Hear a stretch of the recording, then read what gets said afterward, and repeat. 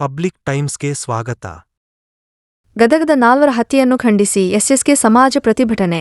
ಗದಗದಲ್ಲಿ ನಡೆದ ಬಾಕಳೆ ಪರಿವಾರದ ನಾಲ್ವರ ಹತ್ಯೆಯನ್ನು ಖಂಡಿಸಿ ಇಳಕಲ್ಲದ ಎಸ್ಎಸ್ಕೆ ಸಮಾಜದ ವತಿಯಿಂದ ಶನಿವಾರದಂದು ಪ್ರತಿಭಟನೆಯನ್ನು ಮಾಡಿ ತಹಸೀಲ್ದಾರ ಸತೀಶ ಕೂಡಲಗಿ ಅವರಿಗೆ ಮನವಿ ಪತ್ರವನ್ನು ಅರ್ಪಿಸಿದರು.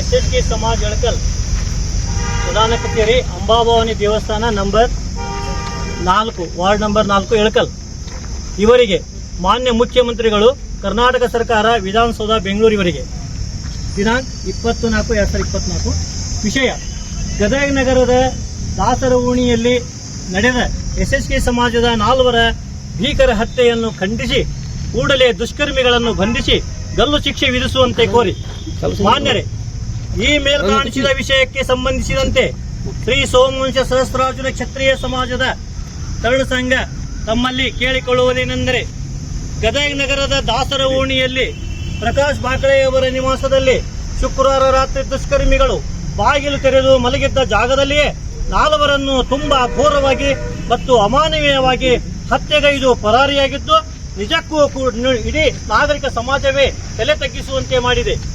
ಮದುವೆಗೆಂದು ಕೊಪ್ಪಳ ನಗರದ ಭಾಗ್ಯನಗರದಿಂದ ಆಗಮಿಸಿದ್ದ ಶ್ರೀ ಪರಶುರಾಮ್ ಹಾದಿಮನಿ, ಶ್ರೀಮತಿ ಲಕ್ಷ್ಮೀಬಾಯಿ ಹಾದಿಮನಿ, ಕುಮಾರಿ ಆಕಾಂಕ್ಷಿ ಹಾದಿಮನಿ ಮತ್ತು ಗದಗ ನಗರಸಭೆಯ ಉಪಾಧ್ಯಕ್ಷ ಪುತ್ರ ಕಾರ್ತಿಕ ಬಾಕಳೆಯವರನ್ನು ಅತ್ಯಂತ ಹೇಯವಾಗಿ ಮಚ್ಚಿನಿಂದ ಚಾಕುವಿನಿಂದ ಹತ್ಯೆ ಮಾಡಿದ್ದು ಕರ್ನಾಟಕ ಎಸ್ಎಸ್ಕೆ ಸಮಾಜವು ಅತ್ಯಂತ ಘೋರವಾಗಿ ಖಂಡಿಸುತ್ತದೆ ಮತ್ತು ಕೊಲೆಗೈದ ದುಷ್ಕರ್ಮಿಗಳನ್ನು ಕೂಡಲೇ ಬಂಧಿಸಿ ಗಲ್ಲು ಶಿಕ್ಷೆ ವಿಧಿಸಿ ಕೊಲೆಯಾದ ಆತ್ಮಗಳಿಗೆ ನ್ಯಾಯ ದೊರಕಿಸಿಕೊಡಬೇಕು.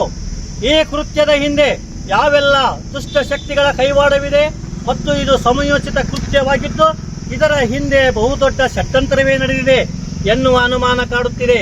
ಹೀಗಾಗಿ ಪಕ್ಷಾತೀತವಾಗಿ ಜಾತ್ಯತೀತವಾಗಿ ಸಮಗ್ರ ತನಿಖೆ ನಡೆಸಿ ದುಷ್ಕರ್ಮಿಗಳು ಎಷ್ಟೇ ಪ್ರಭಾವಶಾಲಿಗಳಾಗಿದ್ದರೂ ಸಹ ನಿರ್ದಾಕ್ಷಿಣ್ಯವಾಗಿ ಬಂಧಿಸಬೇಕು.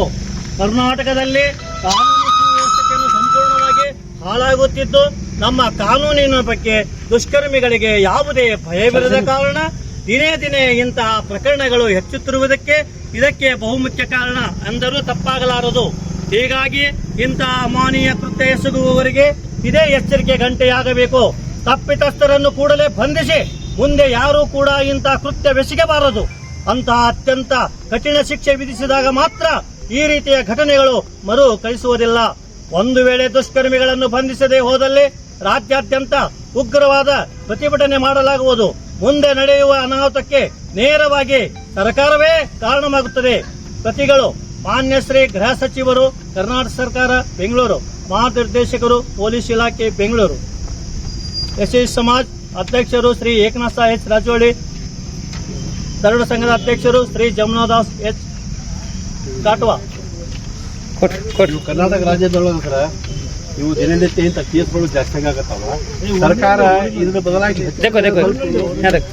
ಹೆಚ್ಚಿನ ಇದ್ರ ಬಗ್ಗೆ ತಮ್ಮ ಮುಖಾಂತರ ತಿಳಿಸ್ತೀವಿ, ಕ್ರಮ ತಗೋಬೇಕಿತ್ತು. सर पहला फोटो होते बरं एक सर फोटो जरा पहिला धरा सर तुम्ही जरा हात धरा हां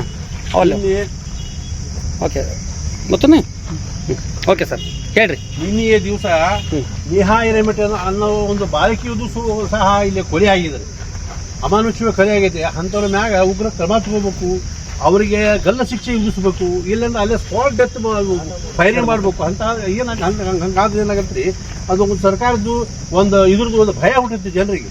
ಏನಾಗೈತೆ ಅಂದ್ರೆ ಪರಿಸ್ಥಿತಿ ಯಾರ್ದು ಭಯ ಇಲ್ಲಂಗೆ ಆಗೈತೆ. ನೀನು ಒಂದು ಬೆಂಗಳೂರು ಕೇಸ್ ನೋಡಿದ್ರೆ ನಾವು ಅವ್ನು ನರೇಂದ್ರ ಮೋದಿಗೆ ಬರೇ ಬಂದ್ರಿ, ಅವನ ಅಭಿಮಾನಿಯವ, ಅವನು ರಿಕಾರ್ಡ್ ಹಾಡಿದ್ದಕ್ಕೆ ಅವ್ನು ಕರ್ಕೊಂಡು ಹೋಗಿ ಅವ್ನು ಸಿಕ್ಕಾಪಟ್ಟಿ ಹೊಡೆದು ವೀರಮನ ಚಿತ್ರವಿಕೆ ಮಾಡ್ಯಾರ. ಅಂದ್ರೆ ಏನಿದು ಕಾನೂನು ವ್ಯವಸ್ಥೆ ಎಲ್ಲರೂ ಯಾರು ಬೇಕಾದ್ರೂ ಕೈಯಾಗಿ ತೊಗೊಳಕತ್ತಾರ, ಯಾರಿಗೂ ಹೆದರಿಕೆಲ್ದಂಗೆ ಆಗೈತೆ. ತಮ್ಮ ಮುಖಾಂತರ ಮತ್ತು ಜಿಲ್ಲಾಧಿಕಾರಿ ಮುಖಾಂತರ ಅವ್ರಿಗೆ ತಿಳಿಸ್ತೀವಿ.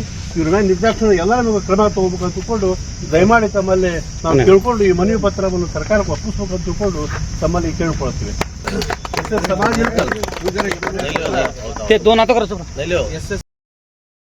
ಈ ಸಮಯದಲ್ಲಿ ಸಮಾಜದ ಅಧ್ಯಕ್ಷ ಏಕನಾಥ್ ಸಾ ರಾಜೋಳಿ, ಉಪಾಧ್ಯಕ್ಷ ನಾಗರಾಜ್ ಚವ್ಹಾಣ, ತರುಣ ಸಂಘದ ಅಧ್ಯಕ್ಷ ಜಮುನಾದಾಸ ಕಾಟವಾ, ಎಸ್ಎಸ್ಕೆ ಹಿತರಕ್ಷಣಾ ಸಮಿತಿ ಜಿಲ್ಲಾ ಸಂಚಾಲಕ ನಾಗರಾಜ ನಗರಿ, ರವಿ ಬಸವ, ಶ್ರೀಕಾಂತ ಸಾಕಾಟವ, ಯಲ್ಲು ಸಾಬಸೂದೆ, ಪರಶುರಾಮ ರಾಜೋಳ್ಳಿ, ಪರಶುರಾಮ ರಾಯಬಾಗಿ ಮತ್ತಿತರಿದ್ದರು.